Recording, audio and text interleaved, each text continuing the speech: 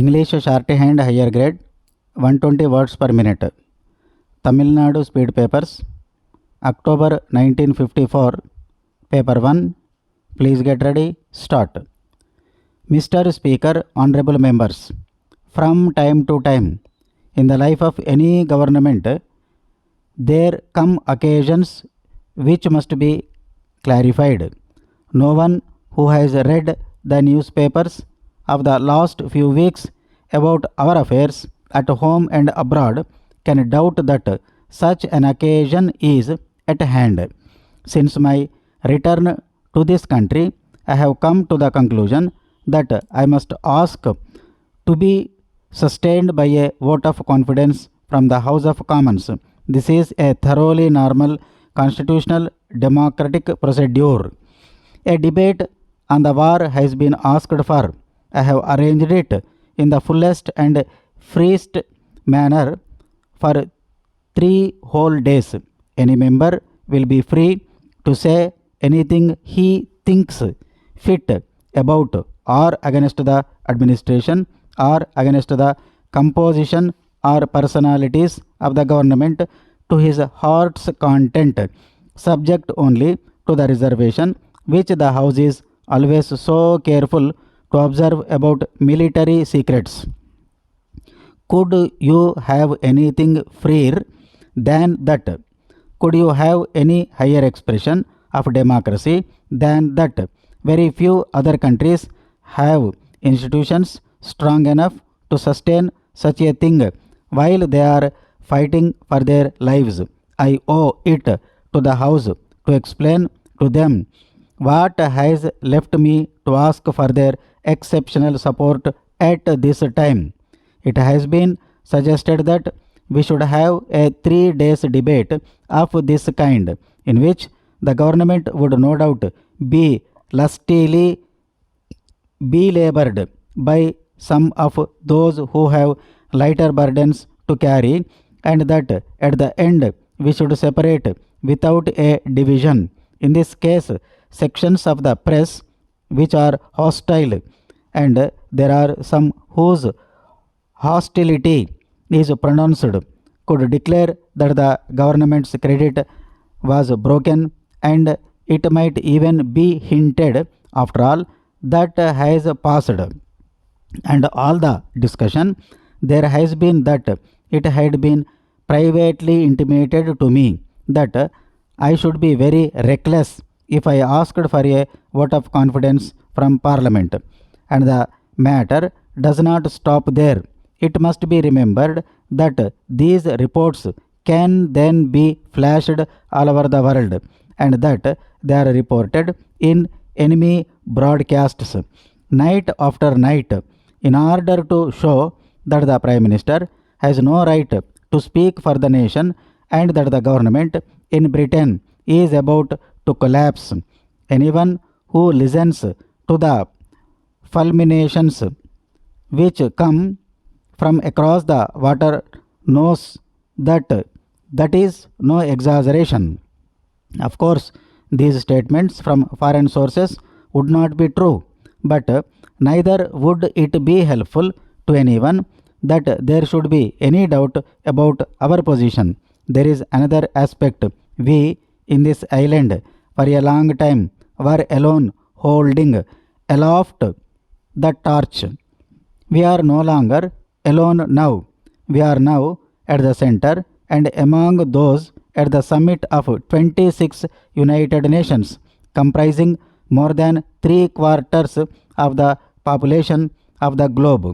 Whoever speaks for Britain at this moment must be known to speak not only in the name of the people, and that I feel pretty sure I may, but in the name of Parliament, and above all of the House of Commons.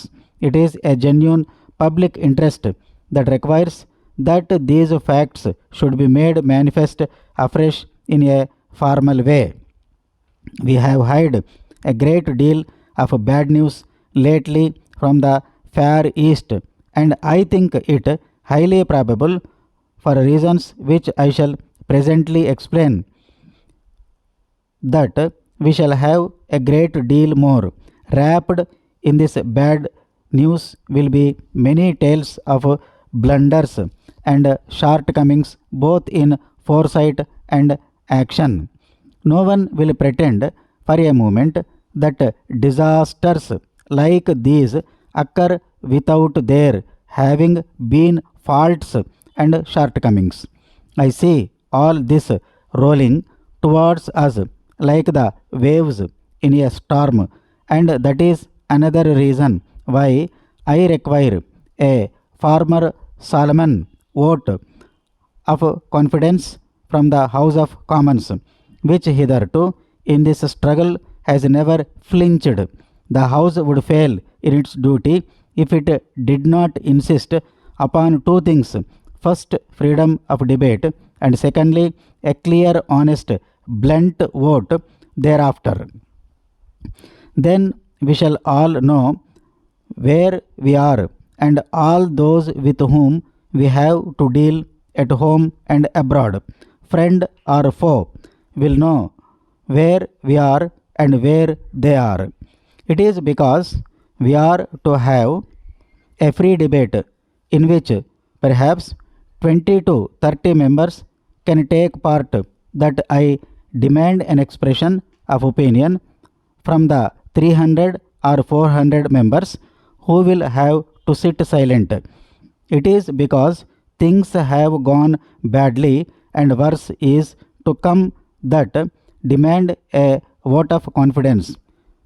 This will be placed on the paper today to be moved at a later stage. I do not see why this should hamper anyone.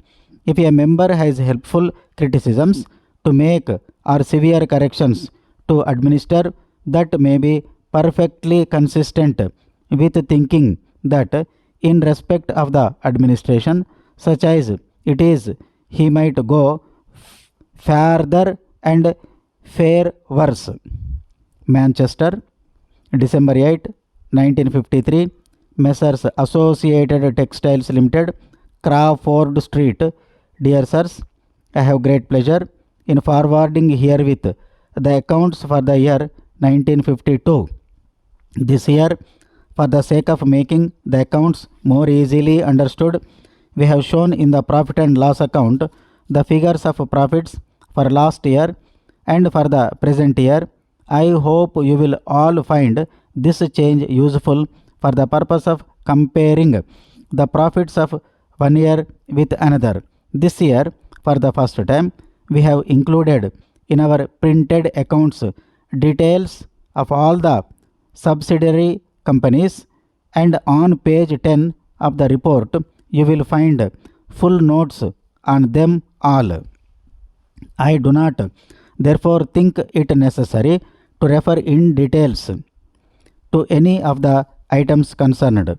We have insured all our fixed assets at the figure that it would cost us to replace them, and the total amounts to 4 million pounds. Our great concern also is that our machinery and equipment should not also increase in quantity and quality, but should be maintained in a state of complete efficiency.